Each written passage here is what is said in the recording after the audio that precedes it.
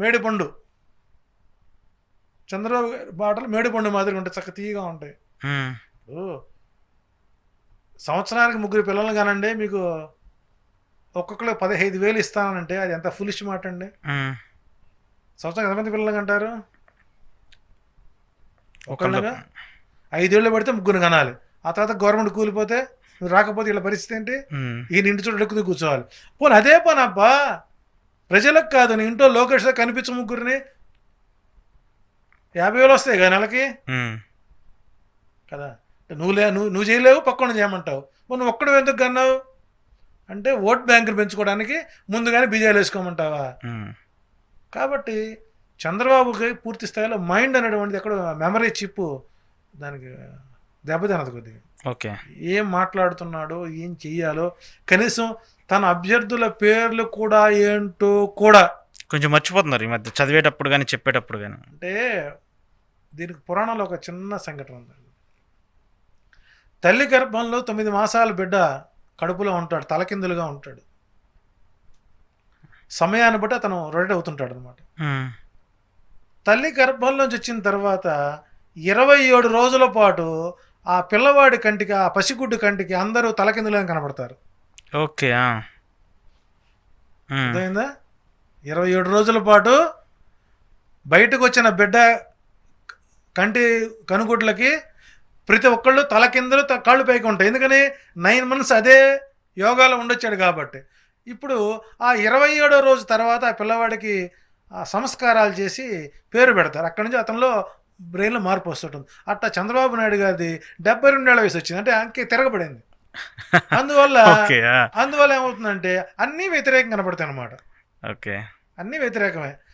ఆయన నోటితో ఇది మంచి పని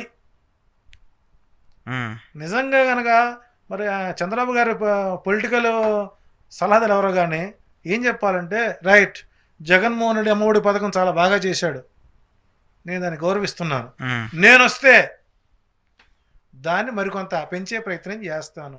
ఎస్, ఆయన అన్ని స్కూళ్ళు బాగు చేయించాడు, ఓకే, చాలా బాగుంది. నేను వస్తే ఆ స్కూల్స్ మొత్తం సెంట్రల్ ఏసీలు పెట్టిస్తాను, ఓకే, రైట్. జగన్ మంచి బిల్డింగ్లు కట్టించాడు, రైట్, బాగుంది. దానికి ఇలా ఇవి చెప్పుకోవాలి తప్పితే హైదరాబాద్ నగరాన్ని కట్టాను, మా చంద్రబాబు నాయుడు మా మామగారు డాక్టర్ ఎన్టీ రామారావు గారు స్వాతంత్ర దినోత్సవానికి కారకుడయ్యాడు, తెలుగుదేశం పార్టీ ఉన్నది ఎప్పుడు, రామారావు గారు పుట్టింది ఎప్పుడు. అంటే బుధుడు వక్రించినటువంటి జాతకుడు చంద్రబాబు నాయుడు. తాను రాసుకొచ్చినటువంటి ఎవరో బూతులు రాసిస్తారు, ఆ బూతులు ఈయన కొద్దిగా మాట్లాడతాడు. సో కాబట్టి చంద్రబాబు నాయుడు గారికి పూర్తి స్థాయిలో మైండ్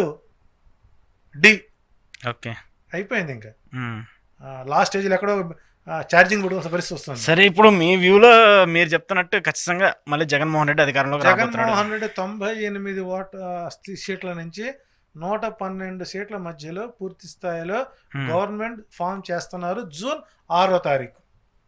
ఓకే, జూన్ 4 కౌంటింగ్, 6వ తారీఖు ప్రమాణ స్వీకారం. ఓకే, కన్ఫర్మ్ ముహూర్తం కూడా పెట్టారు మీరే? 6వ తారీఖు ప్రమాణ స్వీకారం చేస్తున్నారు. ప్రమాణ స్వీకారానికి ముహూర్తం పెట్టాలి కదా. ఒక సంస్కారవంతుడు చెప్పిన మాట నిజం అవుతుందండి, అంతే. ఇంకా 6వ తారీఖు ఎక్కడ, వైజాగ్లోనో అమరావతిలోనో లేదంటే ఇంకా కొత్త ప్లేస్? విశాఖపట్నంలో ప్రమాణ స్వీకారం. ఓకే, అంతే.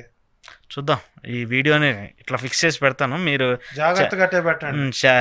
ఇప్పుడు రివర్సల్ అయిపోతే ఇందా మీరు చెప్పినట్టు లోకేష్ గారు డిపాజిట్ రావడం లేదు, బాలకృష్ణ ఓట ముంచులోకి వెళుతున్నాడు, నారా లోకేష్ 10,000 ఓట్లతో ఓడిపోతున్నాడు, పిఠాపురంలో 5,000 ఓట్ల పైచీలుగా పవన్ కళ్యాణ్ ఓడిపోతాడు, 25,630 ఓట్లతో చంద్రబాబు నాయుడు ఓడిపోయాడు 100%. చూద్దాం చారి గారు, మీరు చెప్పిన ప్రొడిక్షన్ ఎంతవరకు కరెక్ట్ అవుద్దో కూడా. లేకపోతే ఇప్పుడు నన్ను కరెక్ట్ నేను టీడీపీ వాళ్ళ పని పాట లేదా? సరే, మీరంటే ఇష్టం అండి వాళ్ళకి. టీడీపీ ఓటర్లో దమ్మున్నమ్మ ఎవరైనా సరే నాకు నెంబర్ తీసుకుని ఫోన్ చేయండి, నేను పార్టీ ఆఫీస్కి ఉంటాను, చంపుతానంటే చంపండి. సరే, ఇప్పుడు అవన్నీ ఎందుకంటే జగన్మోహన్ రాళ్ళు చోటు కూడా చంపడం కన్నా డైరెక్ట్ అటాక్ చేయమంటున్నాను నేను.